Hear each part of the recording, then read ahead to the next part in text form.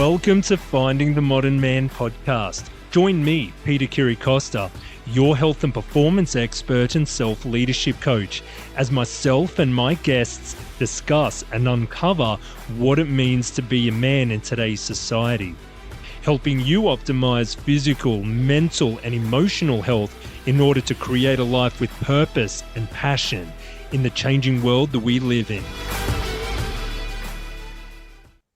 Hello, and welcome back to the foundation episodes of Finding the Modern Man. In this episode, we'll be going through the first 4 of the 8 pillars of self-mastery. And in the next episode, we'll be going more in depth into the 4 pillars. So let's start with pillar number 1, constitution. Now, what does constitution actually mean? The angle we're coming from with constitution is what is your genetic makeup?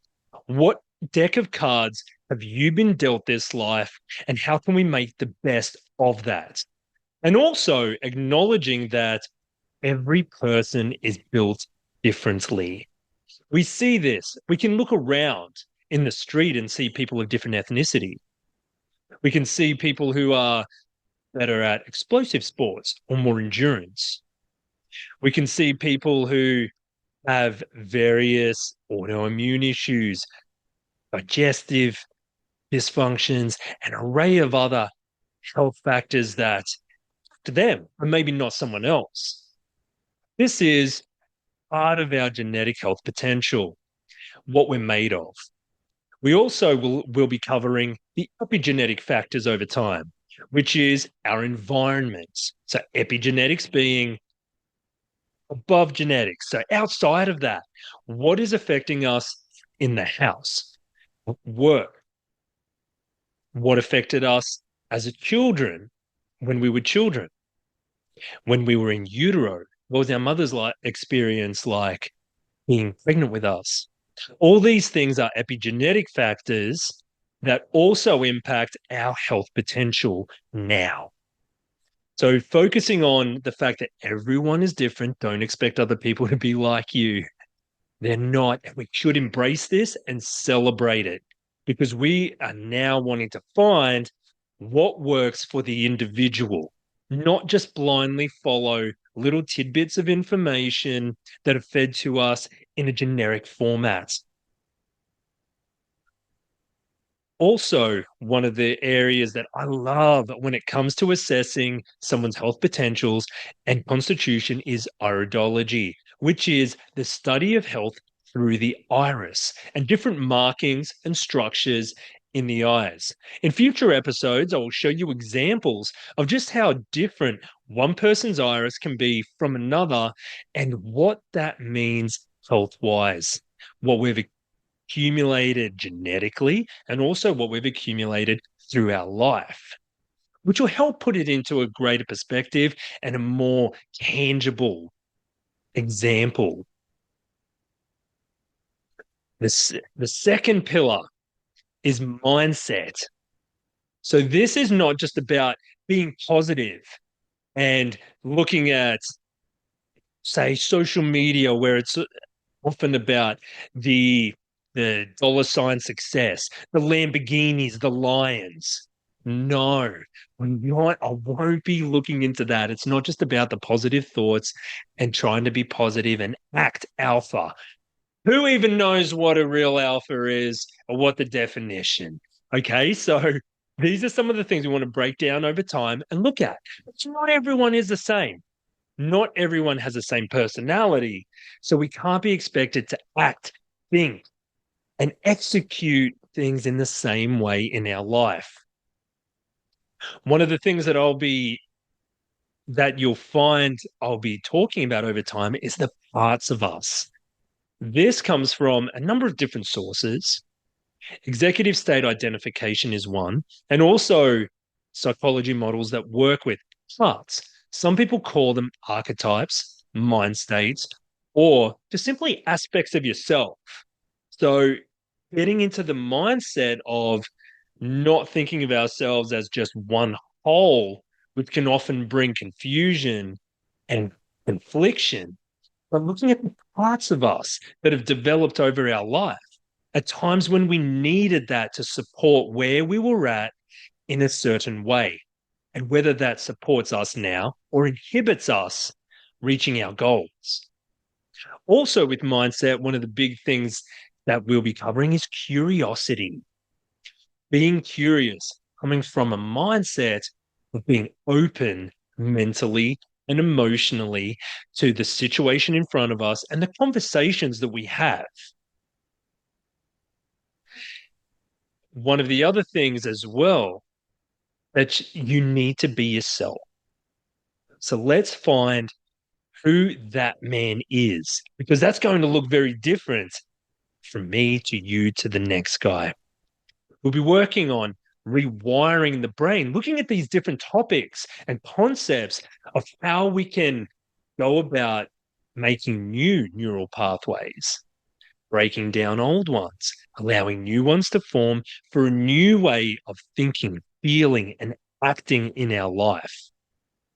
You'll also hear me talking in the mindset about passion, purpose, adventure, fire in the soul, which is very important to have a sense of, and as well can be vastly different from between most people. And so it should be.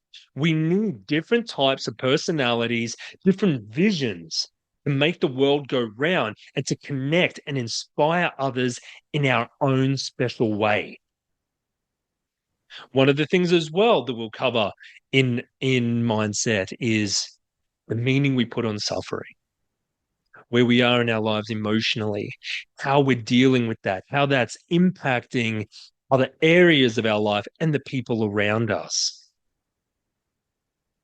This is also about improving our approach in life our own way, finding what works for us, which is why you'll notice I won't be telling you so much of what to do, what you have to do, what you should do, how you should think, how you should feel, how you should act. I'll be posing questions, frames, examples, concepts that we can delve into. And then it's up to you to make your own decision, because this is part, I feel, of being a modern man, being adult as well, being able to make your own decisions, take in information, and then make your own decisions from there. And also, one of the things when it comes to purpose, it's about living a life which your purpose is bigger than you, but very dear to your heart, which can be small or a big scale. The scale is irrelevant. It doesn't have to be the big, massive outpours and the big gestures. The smallest things concentrated in the right way can be bigger than we realize or intend. So now moving on to the third pillar of food. In this pillar, we'll be looking at, yes, clean eating. What I want to do as well is break down some of the pros and cons of different diets, how different foods work for different people as well. So again, coming back to the iridology, where we look at digestion, look at different people's constitutions and what that means digestively, what kind of meal portions and sizes would work for one and not for another, what kind of supplements may work for one and not for another. So giving examples of how we are so different. And it's not just as simple as counting calories or making sure you've got the right macros or the right micros. We'll be looking at how the digestive system can work in dysfunctional ways as well.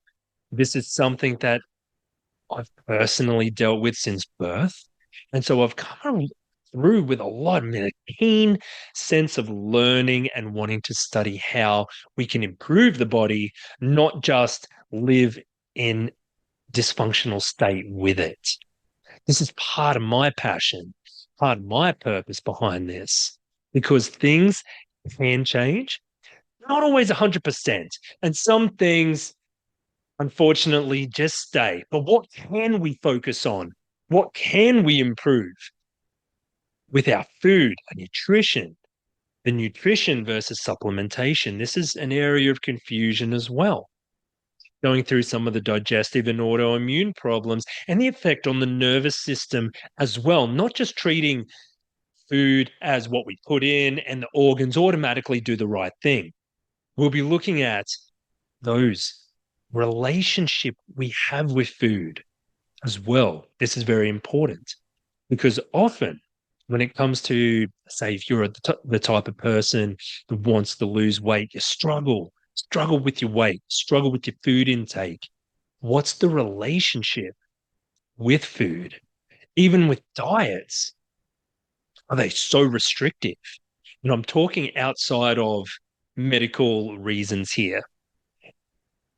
Is it so restrictive? What's the relationship? Coming back to the mindset as well. How does that relate to mindset? As well as what you're putting in your body with food.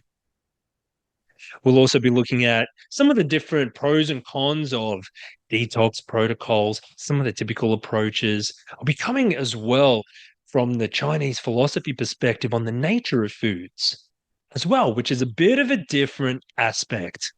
It can be a great tool to use as a general guide. So I won't be dealing out diet plans and specifics like that. We're discussing the concepts that can help us because when our digestion is good, our body's absorbing nutrients and utilizing those nutrients, we're going to be healthier. It's going to help our constitution.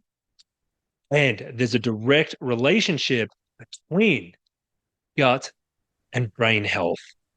So that will be affecting our mindset and our mental health as well, setting up these foundations for greater health long term. Following on from food, we'll be looking at movement. And please notice I said movement, not exercise, because there's more to human movement than just training. Yes, it is important.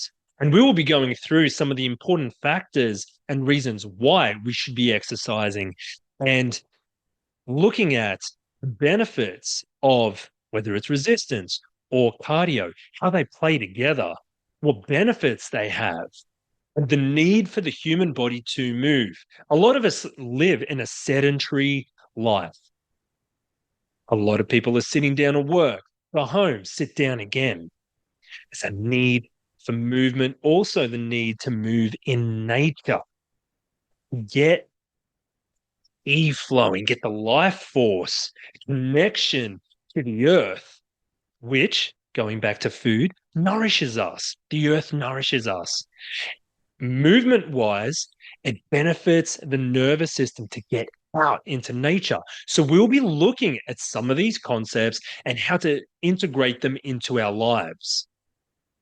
Also, coming back to iridology, we'll be looking at, from that perspective, how because some people are built different, this also comes down to movement. Not everyone can tolerate the same kind of exercise as another.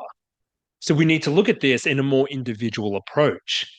So from that angle, we'll be looking at that over time as well, how there are some clear signs, even though I may not be able to take photos of your eyes online here, there'll be some questions so you can get more in touch with what's going to work for you in time.